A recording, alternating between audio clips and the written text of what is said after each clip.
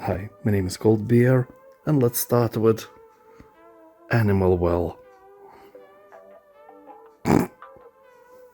Beep.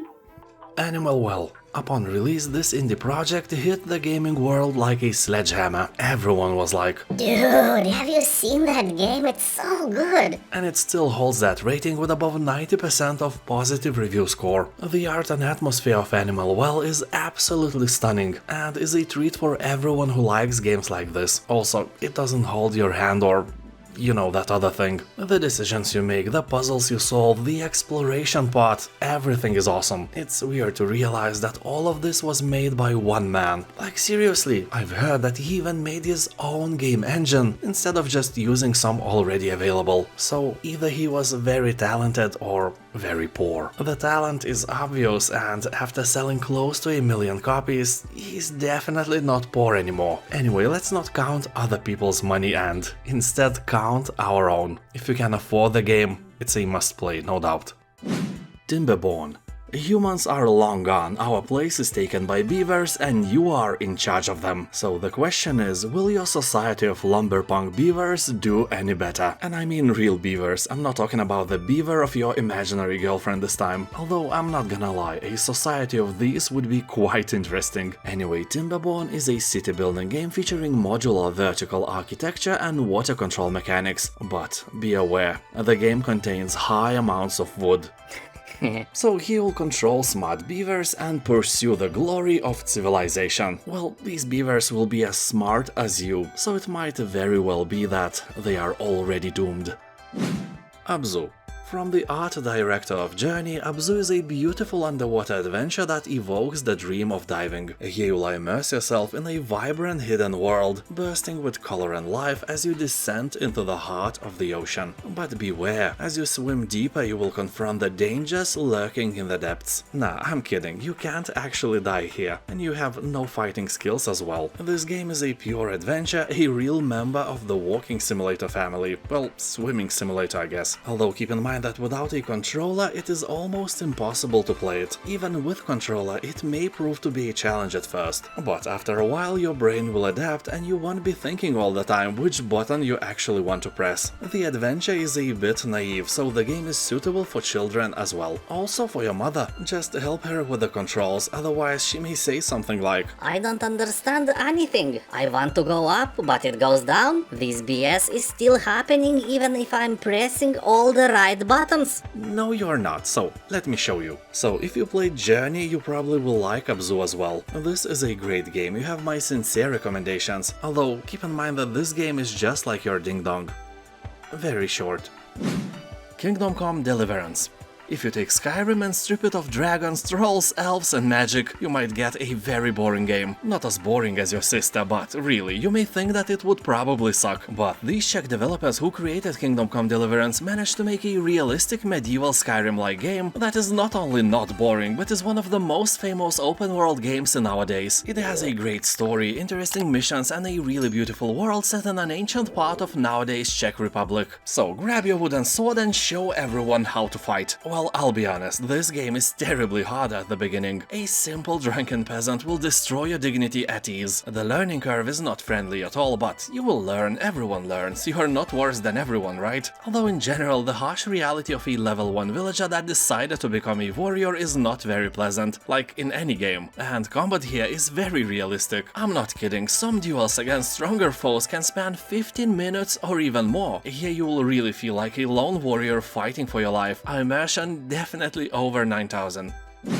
Killer Frequency. The year is 1987 and you will step into the shoes of a late-night radio talk show host. New in town and fallen from grace. The chief of police is dead, so the townsfolk turn to you for help, as apparently you are the only person in town who can run a phone line. The genre here is horror, but with dark humor elements. You will have to solve puzzles to save callers from being hunted down by a mysterious killer, or maybe there are more than one, you don't know. Every call you get here is life and death, and you with your wits and smarts will have to save the inhabitants of Gallows Creek. Well, at least you will try and probably fail. You know, the protagonist is as smart as you are. That's okay, you can try again. You will use branching dialogues to interact with a variety of eccentric small-town personalities, including potential victims and suspects. Explore your surroundings, gather clues, make decisions, solve satisfying riddles, and try to help each of your callers to survive the night. People who play the game are saying that the game is very addictive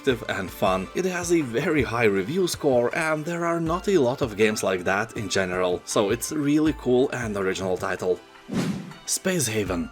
Here you will embark on a space voyage with your crew of civilians in search for a new home. You will build spaceship tile by tile, create optimal breathing conditions, manage the needs and moods of your crew, and encounter other space exploring groups. Here you will have a complete freedom to build a spaceship or a station of your own desire. You can place every piece of ship hull, walls, doors, and facilities wherever you want. And all this stuff has a purpose. Crew members will sleep in beds, use toilets, be disturbed by a noisy room, and praise you for an arcade machine. By the way, I mentioned breathing conditions not by accident. That is a huge part of the game. You will have to keep optimal oxygen and CO2 levels by building life support modules and contain hazardous gases. So, that dude who farts a lot, is he worthy of another air purifier, or maybe, just maybe you can just toss him out of the airlock? A food for thought. Game has very positive reviews and is constantly updated. Monster Sanctuary. Some time ago something happened and platformer games started to develop deepness. Monster Sanctuary is one of those examples when you put a huge interesting game into a 2D side-scrolling setting. Basically it's sort of a Pokemon game where you collect various monsters and use them for your own interest and pleasure. They do all the hard work for you and you gain all the benefits, so they are basically your slaves and have no free will of their own. They have to serve their master overlord and never think about returning to nature ever again, because once you enslave them, that's it, they are bound to your will, and somehow here, you are still a good guy. Blasphemous.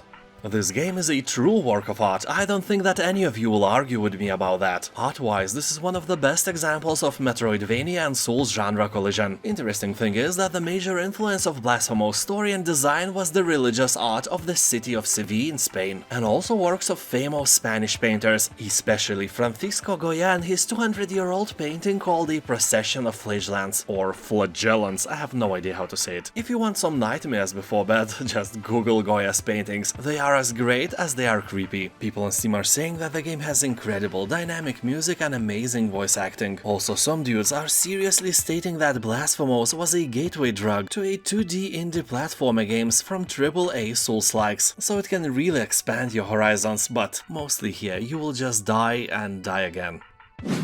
Mafia Definitive Edition. Remastered and re-released in 2020, the game is a proud owner of a very positive reviews on Steam. He will take on the role of a mafioso in 1930s city of Lost Haven. It's a fictional place, but it's inspired by the city of Chicago. The town got hit hard by the Great Depression, and the advent of Prohibition in America means lucrative business opportunities for various mobsters. And let's be fair, for some shady old ladies as well who were brewing their moonshines deep in the cellars. By the way, did you know that you have to pour out the first cups of moonshine you make because it's poison? If you drink it, you will die or at least go blind. I've heard that from some master brewer a long time ago, but I can't remember the details. Anyway, as I've said many times before, Prohibition in my eyes is a crime against humanity, so those gangsters are just folk struggling to survive in this authoritarian environment. Tyranny. In a realm where the tyrant has already won, you must decide how to reshape the world. Will you become an all-powerful dictator, or will you strengthen the pillars of a new regime? You are not a random villager here. In fact, you will wield a vast amount of power in the occupied lands. So basically, you are some kind of a Littlefinger. Just be careful to not end up like Littlefinger as well. So in Tyranny, your actions really matter, and no decision here is truly black or white. Or Asian. The choices here are morally obscure and will never let you out of the situation easily. People on Steam really love that this game is very detailed and the world itself feels alive and immersive. The combat might be challenging, but it is fair, since it rewards the players who take the time to strategize. Just be warned that Tyranny is more like a book. Be ready for the walls of text everywhere you go. Laysara, Summit Kingdom. It is a real-time strategy city builder colony sim with pause, meaning that you can issue commands while eating delicious potato salad without any stress. So here during a campaign or sandbox playthrough, you will establish multiple towns, each on a unique mountain with its own traits. Each mountain also comes with a new set of challenges. They differ in shapes, vegetation zone layouts, resource availability and weather conditions. One of the ever-present dangers you will have to deal with are mighty avalanches. You can't stop them, obviously, but you can take precautions and be prepared. Afforest the key areas to create natural barriers, build artificial ones to redirect rushing masses of snow, or trigger the avalanche early while it's still manageable. That is a really dangerous activity and it will put you on your toes. So when I said that you can play it without any stress, I lied. Medieval Dynasty. Here you take on the role of a young man who has fled from war and wants to take his faith in his own hands. From being alone, inexperienced and poor, he will develop into a master of many skills, a leader of community and the founder of a prosperous dynasty. Dynasty which is meant to last and prosper for generations to come. So you can create a tiny medieval North Korea for yourself and thrive, while your friends eat grass. You will defend against wild animals, hunt for food, gather resources, craft equipment, build yourself a house and become a founder of a whole village. Tough winters and unexpected events will challenge your skills and dexterity as you strive to build your own legacy. One of the coolest things for me here is the entire year cycle, with 4 seasons and realistic wildlife that really helps with the immersion. Age of Wonders 4. At first this game may look really complex, it is filled with tens or even hundreds of various tiny statistics, resources, skills, traits and so on, and that can be really overwhelming. But when I played it I remember the golden rule of any game: just play it as you can and learn along the way. And you know, it worked. It's actually not that complex and explanations here are great. Also, a very cool thing here is that immediately after you launch the game you are provided with the opportunity to create your own faction. Here you can create cannibal moles or necromancer frogs, orcs of light or anything you can imagine and officially name them as well. To be short, you can break stereotypes as you like. The combat of course is the most fun and most interesting thing in the game. Age of Wonders 4 has an incredible amount of different units made with this cool faction creation tool, from fire gremlins to holy moles with wings and nimbuses. Yeah, holy moly is actually here. Battle arenas are gorgeous as well. The design is really pretty and eye-catching. Most of them are filled with some shining details that create this magical atmosphere in which many things die. This is a great game, especially if you like the previous parts or if you are a fan of Heroes of Might and Magic. And I will thank you for watching, have a nice day and I'll see you next time.